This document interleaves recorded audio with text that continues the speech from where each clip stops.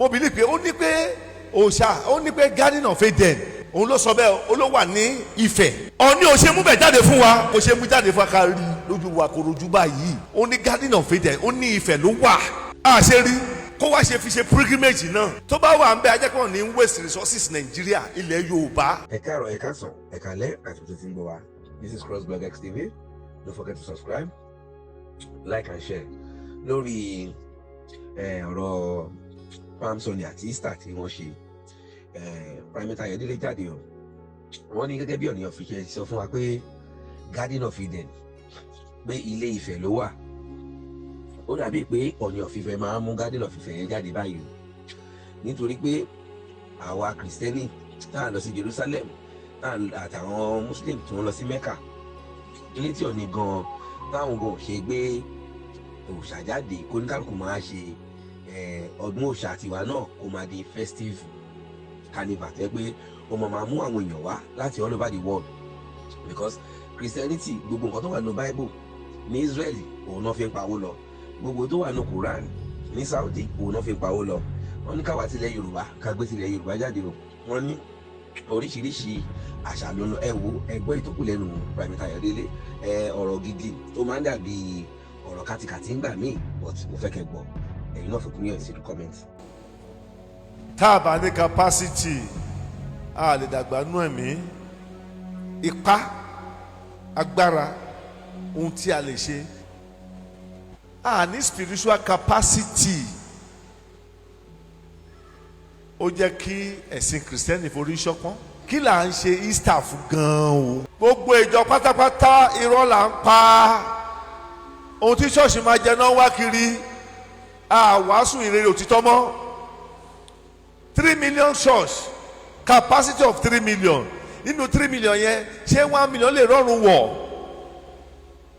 The result is 0.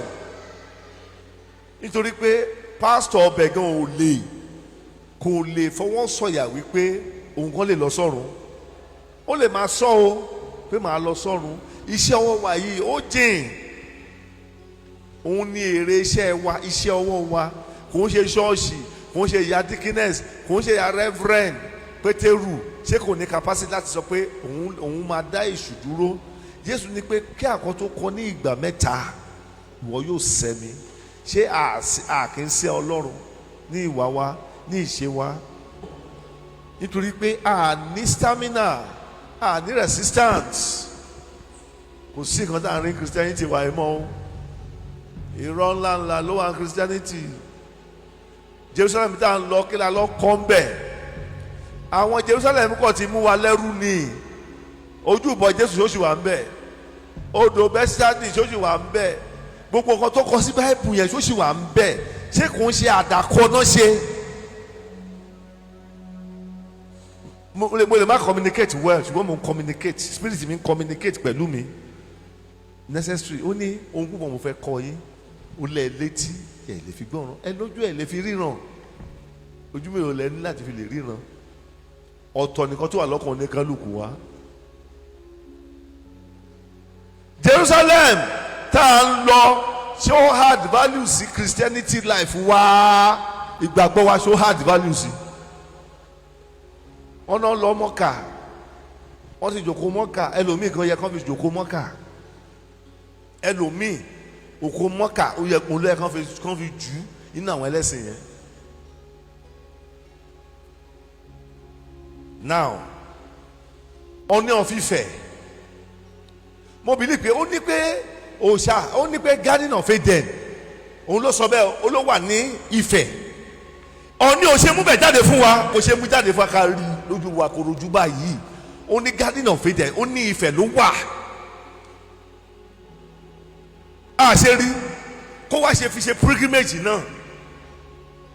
Tó bá wà ń bẹ ajẹ́kọ̀ọ́ ní waste resources Nigeria ilẹ̀ Yorùbá.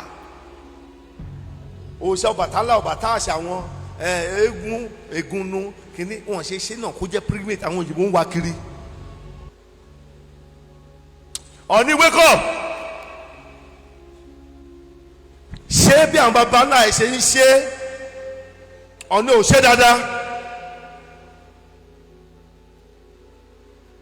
ẹ̀sìn ẹ̀sìn wọn ò lè gbé wa lọ́rùn, àwa kan ti di òkú ẹ̀sìn.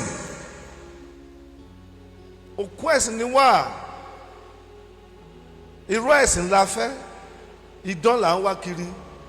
Èèyàn ní wọ́n ní kánsà, pásọ̀ lè débẹ̀, ó lè yàn 600 àbí 200 dìde ẹni tó ní kò lè rìn, báwo ló ṣe máa work?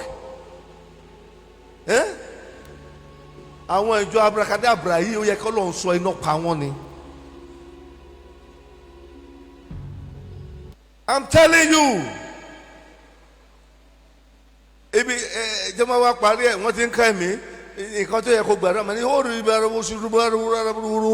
ẹjọ́ kí náà ń sọ lórí ìṣirò bàbá olóòṣà náà ń pè bẹ́ẹ̀ ó rí ìṣà èdè ti sọ lómi di wèrè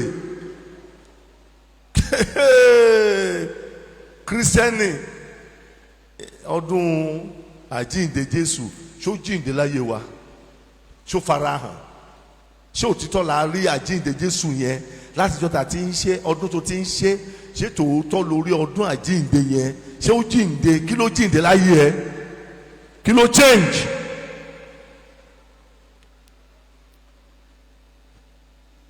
Mẹ́kà à ń lọ bẹ̀ Jerusalem à ń lọ bẹ̀ Ooni of Ife náà ṣe wá ṣe pilgrimage ilẹ̀ òòṣà Yorùbá kárí káwọn ìwé náà máa wá sọ́dọ̀ wa ọmọ ibi tó yẹ kí wàá sọ ṣọ́ọ̀ṣì wa ọ̀nà mẹ́rin ló ti yẹ kí wọ́n ti máa ṣe prison irú Sunday báyìí prison yẹ kí wọ́n ti máa ṣe service kò yẹ kí ṣọ́ọ̀ṣì wà tá a fẹ́ ṣe ceremony ló yẹ kí wọ́n máa lọ ṣọ́ọ̀ṣì prison kákọ́ kó àwọn èèyàn lọ sí prison kó máa kọ́ rí ìrírí prison ibojì òkú sójà méjì òkà ni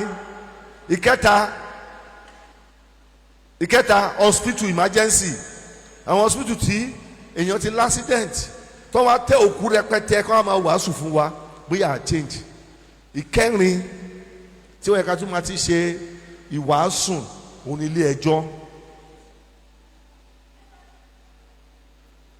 èlé ìjọba ìwàásù yẹn repent ẹ̀yin ilé repent ni ọkàn ẹlòmíì ti di àpáta double layers.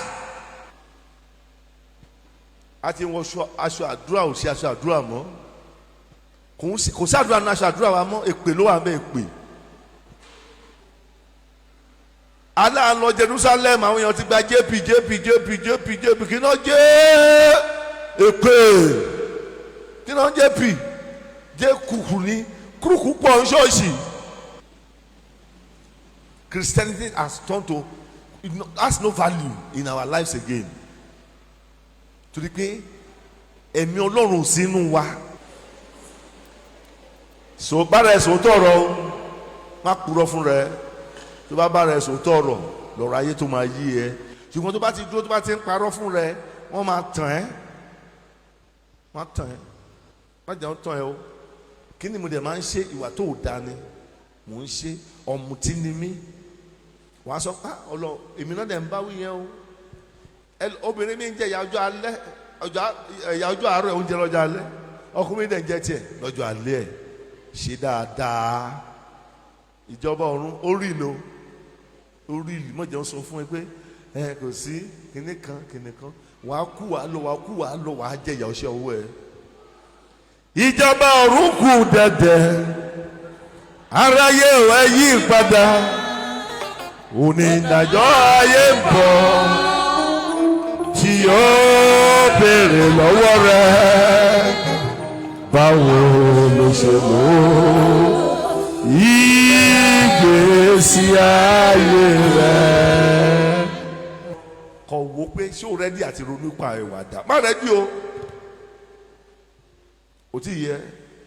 yíyó dùn mí yéye o ọmọ Ọlọ́run yíyó dùn mí yéye o. yíyó dùn mí yéye o ọmọ Ọlọ́run yíyó dùn mí yéye o. kọ́lọ̀ rẹ̀ mí ẹ̀ padà